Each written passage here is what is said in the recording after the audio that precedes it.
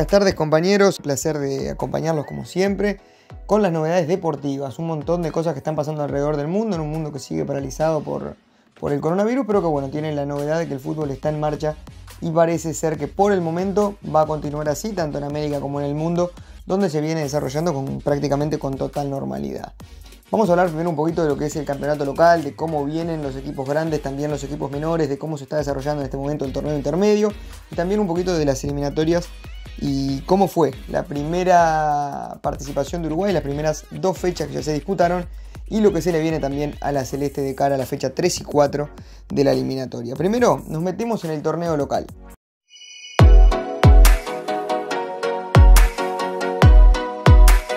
El torneo local que tiene a Peñarol y Nacional disputando el mismo grupo del torneo intermedio, la Serie B, y una Serie A que tiene muy buenos equipos también y que tiene de momento 4 equipos que tras ganar en la primera fecha están primeros con 3 puntos. Es el caso de Cerro Largo, Liverpool, Progreso y Cerro. En la Serie B, mientras tanto, serie como habíamos mencionado de Nacional y Peñarol, se encuentran primeros con 3 puntos Boston River, River Plate y el Club Nacional de Fútbol, quien vencieran la fecha pasada a Fénix en el Parque Central por 1-0. Peñarol de momento en el intermedio no ha podido ganar, viene de caer frente al conjunto de River Plate en su casa, en el campeón del siglo, y viene de caer también en Copa Libertadores, que es un temita que vamos a estar afrontando más adelante. Lo cierto es que por el intermedio el conjunto de Nacional arranca bien, el conjunto de Peñarol no tanto, y sí siguen mostrando buen nivel algunos equipos, como el caso de Cerro Largo, como el caso de Progreso, y algunos muestran un repunte interesante en este torneo, pensando también en la tabla del descenso, como es el caso de Boston River y de Cerro, que son equipos que están peleando abajo y que necesitan con urgencia de puntos para salvarse de esta tabla del descenso. Recordar que el gran campeón, el flamante campeón del torneo de apertura fue el equipo de Rentistas, que venció en la final al conjunto de Nacional, y que bueno, esto motivó que se diera la destitución del entrenador tricolor, más allá de que obviamente Nacional no había tenido malos resultados, llegó justamente a la final de la apertura, llegó también a clasificar a Copa Libertadores, pero bueno, el hecho de haber perdido la final de la Supercopa en verano frente a Liverpool y después ahora perder esta final de la apertura frente a Rentistas, algo que no es costumbre en un grande perder dos finales frente a equipos menores, bueno, finalmente esto termina generando la destitución del técnico tricolor de Gustavo Munúa, quien no va a seguir al frente de los tricolores. Quien sí está y ya ocupa el banquillo de suplentes del conjunto de Nacional es Jorge Giordano, el secretario técnico del tricolor, quien por lo menos en principio por el torneo intermedio va a ser el entrenador de los tricolores. Hay que analizar si después, en base a buenos resultados y buenos rendimientos, continúa haciéndolo o no. En principio la idea de la dirigencia es tomarse un tiempo para analizar cómo van a cubrir el cargo de entrenador y mientras tanto darle la oportunidad a Giordano, quien venía trabajando como secretario técnico y teniendo un muy buen desempeño del que estaban todos más que conformes. Completando un poquito la información de lo que es este torneo intermedio, se nos viene la fecha número 2 por delante, una fecha que va a tener a los grandes siendo de visitantes. Nacional va a ir a visitar a Maldonado, al conjunto deportivo Maldonado el domingo, y el sábado Defensor va a recibir en su Parque Francini al Club Atlético Peñarol. Esto en cuanto a lo que es el intermedio. Lo decíamos también, ambos equipos, tanto Nacional como Peñarol, seguían con vida en Copa Libertadores. Lo cierto es que ya hoy uno de los dos no está y es el Club Atlético Peñarol, quien quedó eliminado en la pasada jornada. Viene de ganarle al conjunto Atlético Paranaense en el campeón del siglo, pero esto no alcanzó, dado que bueno, las derrotas como visitante, tanto con Jorge Wilterman como contra Colo Colo, llevó a que el conjunto de Peñarol, más allá de que ganara este último partido, no le cerraran los resultados para poder pasar a la próxima fase de Libertadores. Un dato no menor, el conjunto carbonero no pasa a octavos de final de Libertadores desde 2011, algo que llama bastante la atención para un equipo grande de Uruguay. Lo cierto es que el haber llegado a aquella final en 2011 le está pasando factura por varios años, en que en algunos no clasificó a la Copa directamente y en otros, cuando logra hacerlo, no pasa a la fase de grupo, algo que va a tener que revisar muy internamente una directiva de Peñarol que justamente ahora en diciembre va a tener elecciones. Lo dicho, Peñarol no clasificó entonces a la siguiente fase de la Copa Libertadores, por más que ganó, y sí clasificó por haber quedado tercero en su grupo en la Copa Sudamericana, que se va a estar sorteando este próximo viernes y que va a terminar de definir quién va a ser el próximo rival del aurinegro por torneo internacional. Por el otro lado, Nacional sí, y clasificó primero, porque le ganó a Alianza Lima, tenía que hacerlo, estaba primero con los mismos puntos y goles que Racing. Lo cierto es que con el empate pasaba Racing, había que jugar un último partido, el equipo tricolor recibiendo Alianza Lima y Racing recibiendo Estudiantes de Mérida, para definir quién iba a ser el clasificado como primero. Recordar que se hace un sorteo entre todos los primeros y segundos para definir cómo van a ser los cruces de octavo, bueno, por lo que obviamente siempre es un beneficio quedar primero en el grupo. Y en este caso Nacional venció por 2-0 a Alianza Lima en el Parque Central, cuando Racing también ganó a Estudiantes de Mérida, pero por 2-1. Esta diferencia de un gol más que convierte Nacional es lo que finalmente le permite pasar como primero del grupo y bueno, llegar con más tranquilidad al sorteo, a esperar rivales que son muy difíciles y que obviamente para seguir avanzando en Copa hay que ganarle al que toque, pero en principio es una tranquilidad por lo menos enfrentar a un rival de menor magnitud.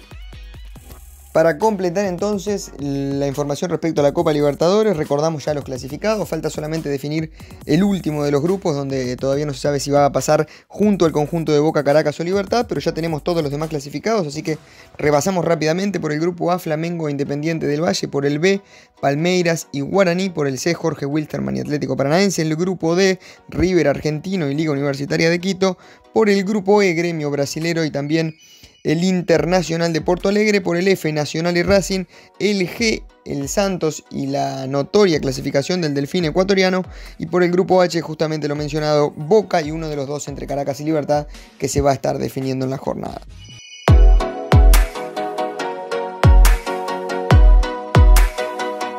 Pasamos al otro lado, nos vamos ahora a las selecciones, al torneo más importante a nivel de selecciones que tenemos aquí en América, de clasificatorias para el Mundial de Qatar 2022, que ya comenzó justamente con las eliminatorias, que ya tuvo la primera fecha, donde Uruguay ganó en el primer partido aquí en el Centenario 2-1 a Chile, en un partido muy polémico, recordado por todos los chilenos por la falta de aplicación del VAR en un claro penal de Coates que finalmente no cobró el árbitro tras haber revisado la jugada en el VAR. Y bueno, hubo muchos reclamos por parte de colegas chilenos que estuvieron muy atentos a la situación. Lo cierto es que el partido terminó 2-1 y los 3 puntos fueron para Uruguay. Y en la segunda fecha, Uruguay cayó en Ecuador en la altura frente a la selección justamente de Ecuador, en un partido que fue ampliamente superior el equipo local y que venció a la selección uruguaya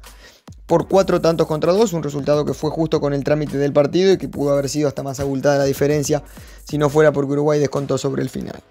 Luego recordar que se nos viene para las elecciones, quedan todavía muchísimos partidos, esto recién comienza y por más de que Uruguay ya tiene 3 puntos, todavía hay que luchar muchísimo para llegar a Qatar porque quedan muchísimos partidos y hay selecciones con muy buen nivel. Uruguay vuelve a jugar en noviembre, el 13 de noviembre va a viajar a Colombia, ahí tenemos otra polémica porque el partido se va a disputar seguramente a las 3 de la tarde en Colombia, cuando el último partido que disputó la selección cafetera fue en la tarde-noche frente a Venezuela.